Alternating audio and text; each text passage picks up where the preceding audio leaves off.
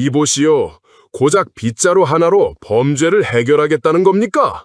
20년 경력의 치안 전문가들이 수백만 달러를 쏟아붓고도 손을 놓은 도시에서 이름도 모르는 동양인들이 청소를 시작했습니다. 말이 안 된다고 했죠. 웃음이 터졌습니다. 그런데 석 달 후 그 웃음은 완전히 사라졌습니다. 무장 장갑차도 잡지 못한 범죄 조직들이 깨끗해진 골목에서 스스로 자취를 감췄습니다. 지금부터 그 놀라운 진실을 공개합니다. 차관, 이 도시가 지금 어떻게 돌아가고 있는지 알고는 있습니까? 장관의 목소리는 낮고 조용했습니다. 저는 20년 넘게 전쟁터를 누빈 사람이고 그 세월 동안 배운 것이 하나 있다면 조용한 사람이 가장 위험하다는 것이었죠. 저는 시선을 들지 않은 차에 답했습니다. 조치를 강화하고 있습니다. 장관이 서류를 탁자 위에 내려놓는 소리가 났습니다. 작은 소리였는데 그 회의실에서는 총성처럼 울렸습니다. 3개월입니다. 그 안에 성과가 없으면 이 자리는 비워야 해요. 저는 그 순간 창밖을 봤습니다. 상파울루의 하늘은 맑았습니다. 그게 더 불쾌했습니다. 이렇게 무너지고 있는 도시가 왜 저렇게 멀쩡한 얼굴을 하고 있는지. 저는 빅터 드레이븐입니다. 미군 특수부대 출신으로 중남미 마약 카르텔과 무장 조직을 상대해온 사람이고 그 경력 하나로 브라질 연방 치안부 차관 자리까지 올라온 사람이죠. 총으로 질서를 만든다는 것이 어떤 의미인지 저는 머리가 아니라 몸으로 알고 있습니다. 카르텔의 심장부에 직접 들어가 봤고 협상이 끝난 자리에 시체가 남는 것도 봐왔습니다. 그런 경험이 쌓이면 사람은 단순해집니다. 힘이 있는 쪽이 질서를 만들고 힘이 없는 쪽이 그 질서에 따른다. 저는 그것을 진리라고 믿어왔습니다. 그런 제가 상파울루 하나를 잡지 못하고 있었습니다. 이 도시는 겉으로는 살아있었습니다. 지하철이 달리고 시장이 열리고 아이들이 등교했죠. 하지만 조금만 안으로 들어가면 달랐습니다. 봉해치루 인근 골목에서는 대낮에도 사람들이 걸음을 빠르게 했고 상점 주인들은 손님이 들어올 때마다 문부터 확인했습니다. 노숙자들이 점령한 거리의 모퉁이에서는 쓰레기 냄새와 함께 무언가 썩어가는 냄새가 났는데 그게 쓰레기 냄새만이 아니라는 것을 저는 알고 있었죠. 강도 신고 건수 전년 대비 34% 증가, 야간 노숙자 수 2배 급증, 특정 상업구역 폐업률 6개월 만에 3배. 도시는 무너질 때 소리를 내지 않습니다. 조용히, 아주 조용히 무너집니다. 그 무렵 사건 보고서 하나가 올라왔습니다. 봉해치루 인근 식료품 상점에 복면을 쓴 2명이 총기를 들고 난입했고 손님 4명과 점주가 바닥에 엎드린 채 5분도 안 되는 시간 안에 모든 것을 빼앗겼습니다. 저는 그런 보고서를 하루에도 수십 건씩 검토해온 사람이라 웬만해서는 손이 멈추지 않습니다. 그런데 피해자 진술서 한 줄에서 저도 모르게 읽던 손가락이 멈췄습니다. 이곳에서 10년을 살았는데 이렇게까지 무서웠던 적은 없었습니다. 피해자는 이곳에 정착한 한국 교민이었습니다. 10년을 버텨온 사람이 처음으로 무섭다고 말하는 도시. 저는 서류를 덮으면서 생각했습니다. 내가 통제하고 있다라고 믿어온 이 도시가 지금 시민들에게는 어떻게 보이고 있는가. 파일을 더 들여다보니 이 사건이 처음이 아니었습니다. 동일한 수법, 유사한 구역, 비슷한 시간대로 6주 동안 12건 이상이 반복되고 있었죠. 저는 지도를 펼쳤습니다. 붉은 점들이 한 구역에 몰려 있었습니다. 이건 우발적인 범죄가 아니었습니다. 누군가 이 도시의 균열을 읽고 그 균열 위에서 정확하게 움직이고 있었습니다. 보고서 더미를 정리하다가 서류 한 장이 눈에 걸렸습니다. 봉해치루 인근 한인 거주 구역, 매주 토요일 오전 자발적 거리 청소 활동, 참여 인원 30명 내외, 4개월째 지속, 거리 청소였습니다. 저는 그 서류를 한쪽으로 밀어놓았습니다. 범죄와 아무 상관없는 내용이었으니까요. 그 판단이 얼마나 틀렸는지 깨닫기까지 저에게는 2달이 더 필요했습니다. 저는 결단을 내리는데 오래 걸리는 사람이 아닙니다. 특수부대에서 몸으로 배운 것이 있다면 망설임이 곧 패배라는 것이었죠. 장관실을 나온 그날 저녁, 저는 간부들을 소집했습니다. 지시는 단순했습니다. 전 병력을 투입합니다. 봉해치루를 시작으로 인근 구역 전체를 장악합니다. 누군가 물었습니다. 어느 정도 수준으로 말씀하시는 겁니까? 저는 답했습니다. 길거리에 총을 든 사람이 보여야 합니다. 다음 날부터 상파울루 거리의 풍경이 바뀌었습니다.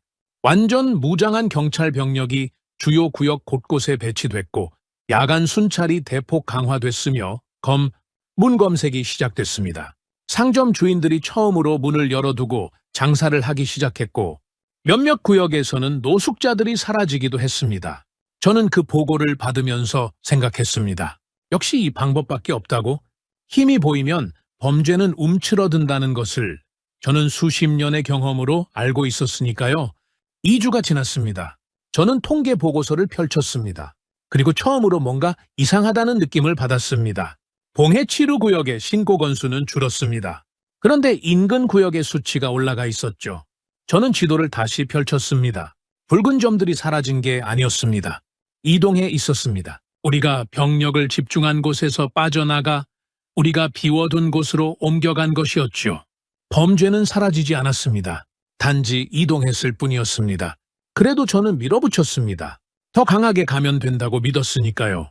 병력을 추가 투입했고 순찰 구역을 넓혔으며 검문 강도를 높였습니다. 한 달이 지났습니다. 전체 수치는 그대로였습니다. 아니, 일부 구역에서는 오히려 올라가 있었습니다. 간부 회의에서 누군가 말했습니다. 차관님, 더 강하게 해야 합니다. 병력이 부족합니다. 저는 그 말을 듣는 순간 뭔가 이상하다는 생각이 스쳤는데 그게 무엇인지는 그때까지 정확히 알 수 없었습니다. 퇴근 후 혼자 집무실에 남아 지도를 들여다보던 밤이었습니다. 한 달간의 범죄 이동 경로가 선으로 그려져 있었고 저는 그 선들을 따라가다가 손에 들고 있던 펜을 내려놓았습니다. 이 선들은 우리 병력의 이동 경로와 정확하게 반대 방향이었습니다. 범죄가 우리를 피하고 있었습니다. 아니, 더 정확하게 말하면 우리를 이용하고 있었습니다. 우리가 어디로 가는지 알고 그 반대편으로 움직이고 있었죠.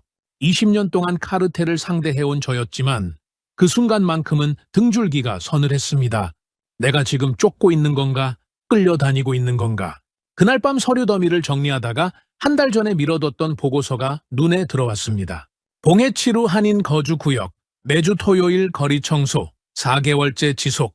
저는 그 서류를 다시 한쪽으로 밀었습니다. 하지만 이번엔 조금 더 천천히 밀었습니다.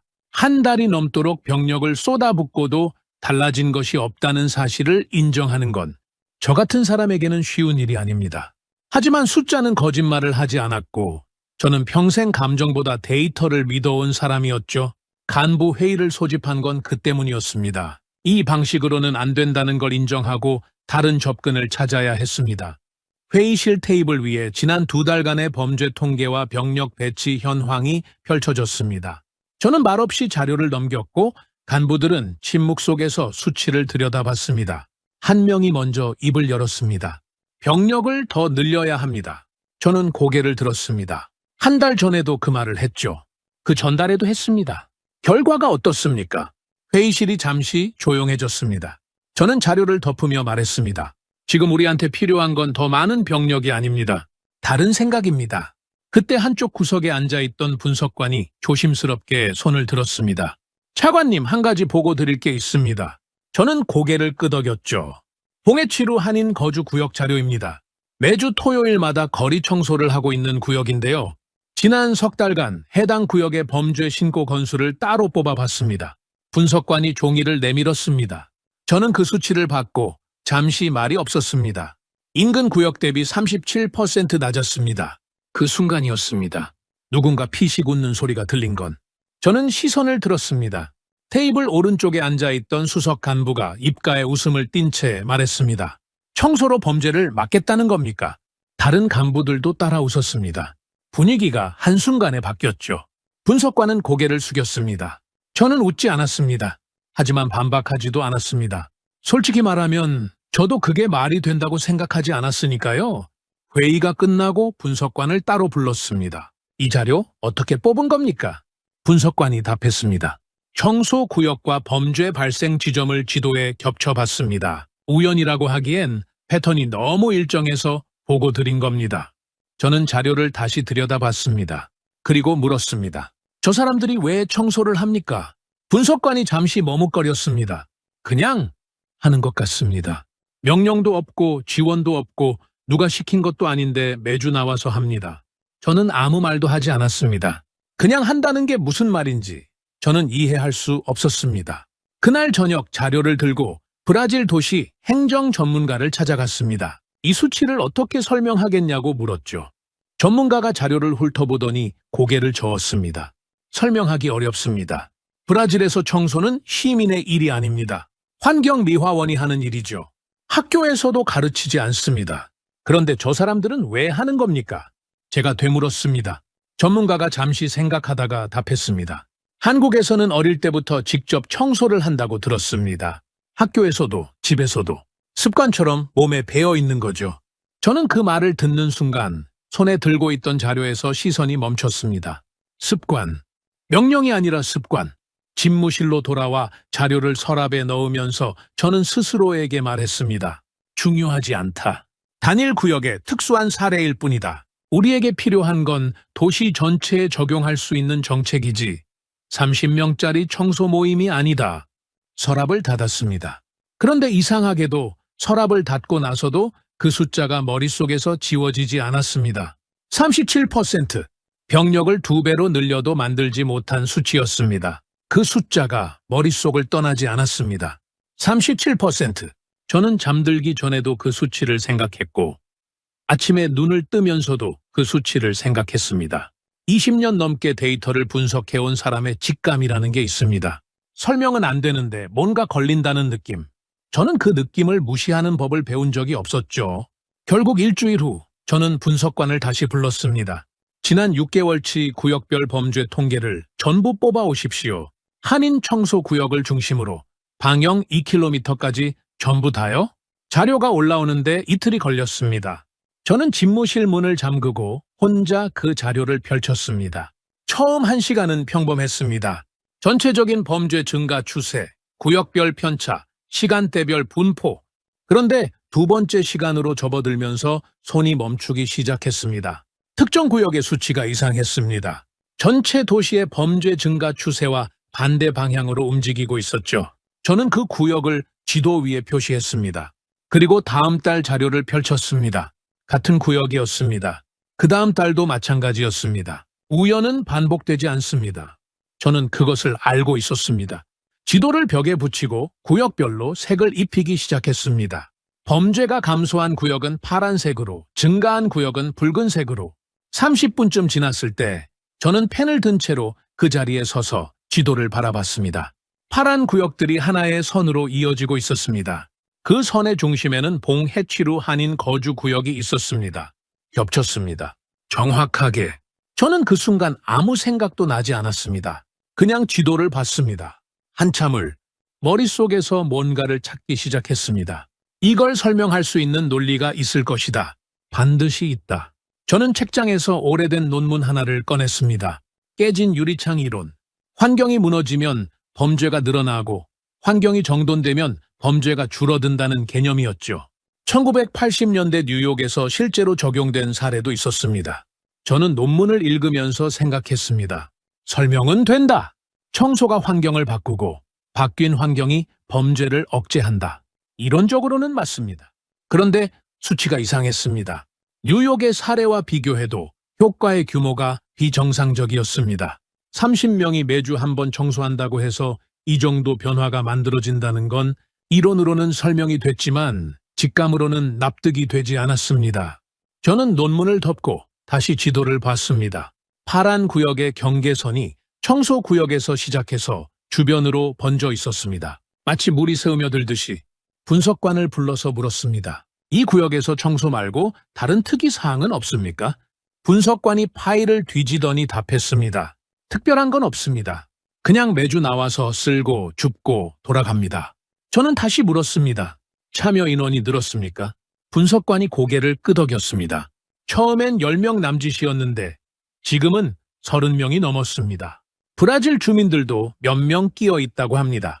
저는 그 말을 듣는 순간 등바디에 몸을 기댔습니다. 퍼지고 있었습니다. 아무도 시키지 않았는데 그날 밤 집에 돌아가지 않았습니다. 집무실 소파에서 눈을 붙이다가 새벽에 다시 지도 앞에 섰습니다. 20년 동안 저는 질서란 위에서 아래로 내려오는 것이라고 믿었습니다. 강한 자가 규칙을 만들고 나머지가 그 규칙을 따른다. 그게 제가 알고 있는 세상의 작동 방식이었죠. 그런데 지도 위의 파란 구역들은 그 방향이 반대였습니다. 아래에서 시작해서 위로 번지고 있었습니다. 명령 없이, 보상 없이. 그냥 저는 그것을 아직 인정하지 않았습니다. 하지만 처음으로 제가 알고 있는 논리만으로는 이 지도를 설명할 수 없다는 것을 느꼈습니다. 직접 가보기로 한 건 순전히 직업적 본능이었습니다. 저는 평생 현장을 믿어온 사람입니다. 보고서는 누군가의 시각이 걸러진 결과물이지만 현장은 거짓말을 하지 않죠. 분석관에게 말했습니다. 토요일 오전에 봉해치로 다녀오겠습니다. 분석관이 잠시 멈추더니 물었습니다. 경호 인원은 어떻게 할까요? 저는 손을 저었습니다. 혼자 갑니다. 차에서 내린 순간 멈칫했습니다. 제가 알던 봉해치루가 아니었습니다. 불과 몇 달 전 제가 지도 위에 붉은 점으로 찍어뒀던 구역이었습니다. 야간 순찰을 강화하고 검문 검색을 늘렸지만 범죄가 줄지 않아 애를 먹던 곳이었죠. 그런데 지금 제 눈앞의 거리는 달랐습니다. 인도 위에 쓰레기가 없었습니다. 상점 앞 바닥이 쓸려 있었고 거리 모퉁이에 쌓여 있던 폐기물 더미가 사라져 있었습니다. 저는 천천히 걸으면서 주변을 살폈습니다. 사람들의 표정이 달랐습니다. 걸음이 빠르지 않았습니다. 몇 달 전 이 거리에서 보이던 언제 무슨 일이 생길지 모른다는 긴장감이 없었습니다. 노인을 발견한 건 골목 안쪽으로 조금 들어갔을 때였습니다. 흰 머리에 작은 체구, 한국 교민으로 보이는 나이든 남성이 빗자루를 들고 인도를 쓸고 있었습니다. 저는 걸음을 멈췄습니다. 주변에 아무도 없었습니다. 지나가는 사람들은 흘깃 보다가 그냥 지나쳤고 그 노인은 주변 시선에 전혀 개의치 않았습니다. 그냥 쓸고 있었습니다. 일정한 리듬으로 천천히 멈추지 않고 저는 그 자리에서 지켜봤습니다. 노인이 한 구간을 다 쓸고 나면 다음 구간으로 이동했습니다. 빗자루질이 끝나면 허리를 굽혀 손으로 쓰레기를 집었고 봉투에 담고 나서 다시 빗자루를 들었습니다. 같은 동작의 반복이었습니다. 저는 그 모습을 보면서 이상한 기분이 들었습니다. 이 사람은 지금 무엇을 기대하고 있는 건가? 누가 알아주는 것도 아니고 돈이 나오는 것도 아니고 심지어 지나가는 사람들조차 고맙다는 말 한마디 없이 지나치는데 저는 20년 동안 사람들이 움직이는 이유를 분석해 왔습니다. 이익이 있거나 두려움이 있거나 이 두 가지가 인간을 움직이는 원리라고 믿어왔죠. 그런데 저 노인에게는 그 어느 쪽도 보이지 않았습니다. 참지 못하고 다가갔습니다. 실례합니다. 노인이 고개를 들었습니다. 저는 물었습니다. 얼마나 되셨습니까? 이렇게 하신 게. 노인이 잠시 생각하더니 답했습니다. 한국에서는 원래 이렇게 하거든요. 학교 다닐 때부터. 저는 그 말을 듣고 다음 말을 잊지 못했습니다. 원래 이렇게 한다. 교육받아서도 아니고 시스템이 있어서도 아니고 그냥 원래 하는 것이기 때문에 한다는 말이었습니다.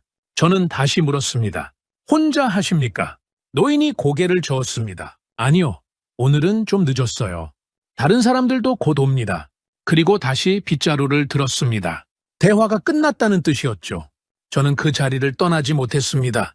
10분쯤 지났을까요? 골목 입구 쪽에서 사람들이 나타나기 시작했습니다.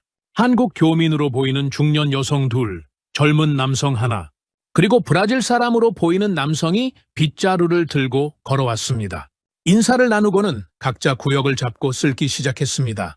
누가 어디를 맡으라는 지시도 없었고 누가 잘하고 있는지 확인하는 사람도 없었습니다. 그냥 각자 했습니다. 저는 그 장면을 보면서 처음으로 무언가 흔들리는 느낌을 받았습니다. 이건 제가 알고 있는 질서의 작동 방식이 아니었습니다. 명령이 없었습니다. 통제가 없었습니다. 그런데 질서가 있었습니다. 저는 오랫동안 그 둘은 반드시 함께 있어야 한다고 믿어왔는데 지금 눈앞에서 그 믿음이 조용히 흔들리고 있었습니다. 차로 돌아오는 길에 저는 아무 생각도 하지 않으려 했습니다. 하지만 자꾸 그 노인의 말이 귓가에 맴돌았습니다. 한국에서는 원래 이렇게 하거든요. 원래. 저는 운전석에 앉아서 한참 동안 시동을 걸지 않았습니다. 보고서가 올라온 건 그로부터 열흘 후였습니다. 봉해치로 인근 편의점 앞에서 무장 강도 사건이 발생했습니다. 피해자 2명, 용의자 3명, 총격 흔적 있음. 저는 보고서를 읽으면서 어디를 봐야 할지 몰랐습니다. 그냥 종이만 봤습니다. 제가 지난 몇 주 동안 지도 위에서 파란색으로 칠해뒀던 구역이었습니다. 제가 직접 걸어봤던 거리였고 노인이 빗자루를 들고 쓸던 바로 그 골목에서 2블록 떨어진 곳이었습니다. 언론이 달려들기까지는 몇 시간도 걸리지 않았습니다. 브라질 주요 방송에서 자막이 흘렀습니다. 치안당국 캠페인 지원 구역에서 또다시 강력 범죄 발생, 효과 없는 정책에 혈세 낭비.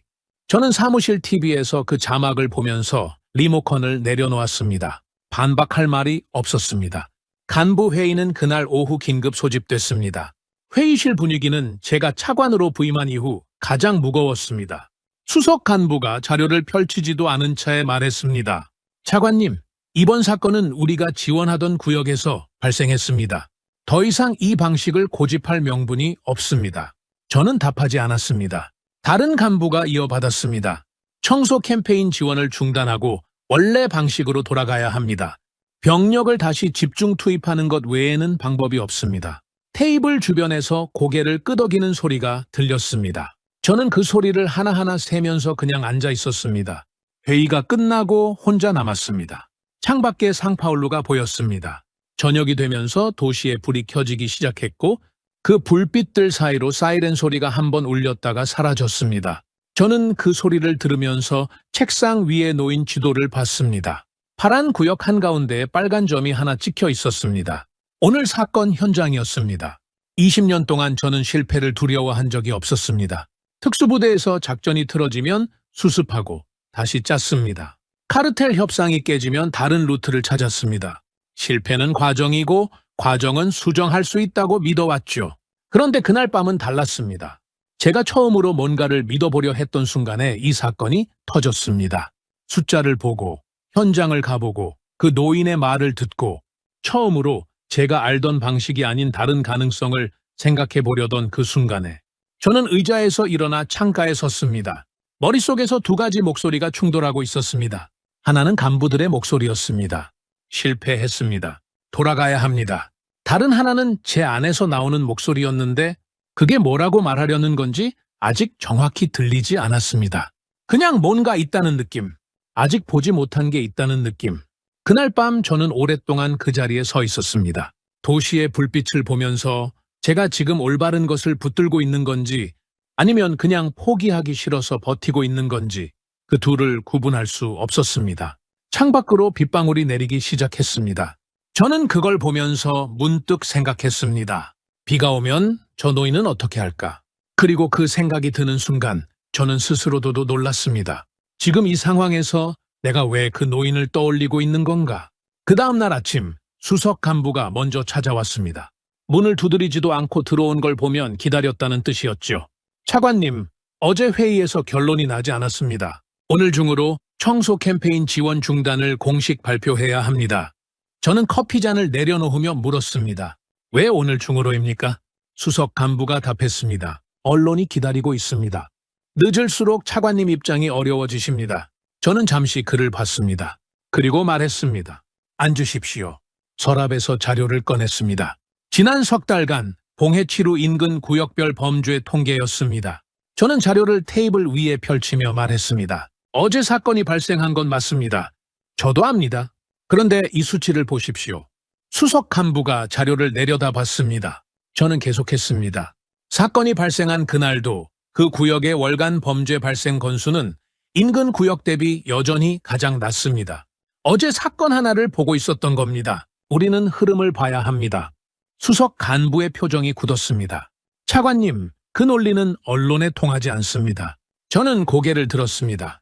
저는 지금 언론과 이야기하는 게 아닙니다. 수석 간부가 나가고 나서 저는 창밖을 봤습니다. 비가 내리고 있었습니다. 어젯밤부터 내리기 시작한 비였죠. 저는 그 빗줄기를 보다가 외투를 집었습니다. 봉해치루에 도착했을 때 거리는 젖어 있었고 사람들은 거의 없었습니다. 우산을 쓴 채 골목 안쪽으로 들어갔습니다. 그리고 멈췄습니다. 노인이 있었습니다. 비가 오고 있었습니다.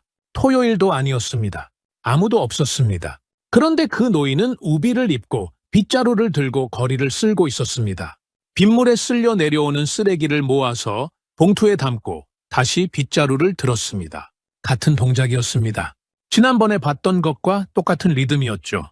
저는 우산을 든 차에 그 자리에 서서 그 모습을 봤습니다. 한참을 발길이 움직이지 않았습니다. 이 사람은 지금 왜 여기 있는 건가? 비가 오는데, 평일인데, 아무도 없는데. 저는 20년 동안 사람이 움직이는 이유를 이익과 두려움으로 설명해 왔는데 저 노인 앞에서는 그 두 가지 중 어느 것도 적용되지 않았습니다. 이익이 없었습니다. 두려움도 없었습니다. 그냥 하고 있었습니다. 비가 와도 아무도 없어도 결과가 보이지 않아도 그 순간이었습니다. 머릿속에서 무언가 무너지는 소리가 들린 건 정책이 아니었습니다. 저는 처음부터 이것을 정책의 언어로 이해하려 했습니다. 효과를 측정하고 수치를 분석하고 적용 가능성을 따졌습니다. 그런데 지금 눈앞에 있는 것은 정책이 아니었습니다. 이건 이 사람의 몸에 새겨진 것이었습니다. 어릴 때부터 반복해온 것이었고 비가 오든 아무도 없든 바뀌지 않는 것이었습니다. 문화였습니다. 명령으로 만들 수 없고 병력으로 대체할 수 없는 사람 안에서 자라는 것. 저는 우산을 내린 채로 빗 속에 서 있었습니다. 빗물이 얼굴을 타고 흘렀지만 움직이지 않았습니다. 머릿속에서 지난 몇 달이 빠르게 스쳐 지나갔습니다. 병력을 쏟아붓던 날들, 수치가 바뀌지 않아 지도를 들여다보던 밤들, 간부들이 웃던 회의실, 그리고 처음으로 파란 구역이 하나의 선으로 이어지던 순간. 저는 그 모든 것을 잘못된 언어로 읽고 있었습니다. 총의 언어로, 통제의 언어로. 그런데 이건 다른 언어였습니다. 집무실로 돌아와 간부들을 전부 소집했습니다. 비에 젖은 채로 들어온 저를 보고 아무도 먼저 말을 꺼내지 않았습니다. 저는 자리에 앉지 않고 섰습니다. 청소 캠페인 지원을 중단하지 않습니다. 오히려 확장합니다. 봉해치루에서 시작해서 관할 구역 전체로 넓힙니다. 수석 간부가 입을 열었습니다. 차관님, 어제 사건을 보셨습니까? 저는 고개를 끄덕였습니다. 봤습니다. 그리고 오늘 아침에는 비 오는 평일에 혼자 거리를 쓸고 있는 사람도 봤습니다. 회의실이 조용해졌습니다. 저는 계속했습니다. 우리는 지금까지 총으로 질서를 만들려 했습니다. 그런데 저 사람들은 빗자루로 만들고 있었습니다. 그것도 우리보다 잘. 더 이상 할 말 있는 사람 있습니까? 아무도 없었습니다. 확장 선언이 나간 다음 날부터 달라지기 시작했습니다. 처음엔 작은 변화였습니다. 봉해치루 인근 브라질 주민 몇 명이 한국 교민들 옆에서 빗자루를 들기 시작했습니다. 처음엔 어색하게 서 있다가 시간이 지나면서 자연스럽게 구역을 나눠 쓸었습니다. 저는 그 보고를 받으면서 아무 말도 하지 않았습니다. 그냥 듣고 고개를 끄덕였습니다. 그게 무엇을 의미하는지 저는 이미 알고 있었으니까요. 한 달이 지났습니다. 참여 인원이 3배로 늘었습니다. 한인 교민과 브라질 주민이 나란히 거리를 쓸었고 몇몇 구역에서는 상점 주인들이 자기 건물 앞을 직접 청소하기 시작했습니다. 저는 매주 현장 보고를 받았는데 보고서에 담기지 않는 것들이 있었습니다. 거리 모퉁이에서 나눠 마시는 커피, 이름도 모르는 사람들끼리 빗자루질을 마치고 짧게 나누는 인사. 저는 그런 보고를 받을 때마다 창밖을 봤습니다. 제가 알던 상파울루가 아니었습니다. 2달이 지나면서 수치가 움직이기 시작했습니다. 봉해치루를 중심으로 반경 3km 구역에 범죄 발생 건수가 전월 대비 28% 감소했습니다. 병력을 2배로 늘려도 만들지 못한 수치였습니다. 분석관이 자료를 가져오면서 말했습니다. 차관님, 이 구역의 시민 체감 안전도 조사 결과도 나왔습니다. 6개월 전 대비 2배 가까이 올랐습니다. 저는 자료를 받아들고 잠시 그 숫자를 봤습니다. 총이 아니라 빗자루가 만든 숫자였습니다. 언론이 돌아서기 시작한 건 그 즈음이었습니다. 얼마 전까지만 해도 정책 실패를 외치던 방송들이 이번엔 다른 자막을 내보냈습니다. 상파울루 봉해치루, 범죄 감소의 비결은 거리 청소, 한인 교민과 브라질 시민의 협력이 만든 기적. 저는 그 자막을 보면서 기적이라는 단어가 마음에 걸렸습니다. 기적이 아니었습니다. 매주 반복된 행동이었고 멈추지 않은 습관이었습니다. 그게 기적처럼 보인다면 그건 우리가 그동안 그 방향을 너무 오래 외면해왔기 때문이었죠. 정부 차원의 반응이 나온 건 3달이 지나서였습니다. 장관이 공식 기자회견을 열었고 저도 그 자리에 배석했습니다. 장관이 말했습니다. 우리는 이번 사례를 통해 중요한 것을 배웠습니다. 도시의 질서는 위에서 내려보내는 것이 아니라 시민 스스로가 만들어가는 것입니다. 그리고 그 방식을 우리에게 먼저 보여준 것은 이 도시에 뿌리내린 한국 교민들이었습니다. 우리는 한국을 통해 배웁니다. 기자들의 카메라 플래시가 터졌습니다. 저는 그 순간 정면을 보고 있었는데 시야 한쪽으로 맨 앞줄에 앉아있는 한국 교민 대표단이 들어왔습니다. 그분들은 박수를 치지 않았습니다. 그냥 앉아서 듣고 있었습니다. 그 모습이 어쩐지 그 노인이 빗자루를 들고 서 있던 모습과 겹쳤습니다. 기자회견이 끝나고 저는 교민 대표와 짧게 이야기를 나눴습니다. 처음부터 이렇게 될 줄 알고 계셨습니까? 대표가 고개를 저었습니다. 그냥 해야 할 것 같아서 한 겁니다. 저는 그 말을 듣고 웃었습니다. 처음으로 이 일을 시작하고 나서 처음으로 웃었습니다. 그냥 해야 할 것 같아서 20년 동안 저는 사람들이 움직이는 이유를 찾아왔는데 가장 강력한 이유는 이유가 없는 것이었습니다. 그날 저녁 저는 혼자 봉해치루에 들렀습니다. 저녁 무렵이라 청소하는 사람들은 없었습니다. 거리는 조용했고 인도는 깨끗했습니다. 저는 그 길을 천천히 걸으면서 생각했습니다. 저는 평생 힘으로 도시를 지켜왔습니다. 총과 병력과 통제로 질서를 만든다고 믿었습니다. 그 믿음이 틀렸다고는 생각하지 않습니다. 하지만 그것만이 전부라고 믿었던 것, 그게 틀렸습니다. 이 도시를 바꾼 건 명령이 아니었습니다. 보상도 아니었고 두려움도 아니었습니다. 매주 같은 시간에 같은 자리에 나와서 아무도 알아주지 않아도 멈추지 않았던 사람들이었습니다. 그들은 도시를 포기하지 않았습니다. 저보다 먼저, 저보다 오래. 저는 그 길 끝에서 발걸음을 멈추고 뒤를 돌아봤습니다. 깨끗한 인도가 저녁 가로등 아래 길게 이어져 있었습니다. 질서는 강요되는 것이 아니었습니다. 만들어지는 것이었습니다. 한 사람이 한 번의 빗자루질이 한 주의 반복이 쌓여서 저는 그것을 배우는데 2달이 걸렸습니다. 오늘 이야기는 여기까지입니다. 총으로도 바꾸지 못한 도시를 빗자루 하나로 바꾼 사람들이 있었습니다. 그것이 한국인이었습니다. 이런 이야기 앞으로도 계속 찾아오겠습니다. 재미있으셨다면 구독과 좋아요 잊지 말아주세요.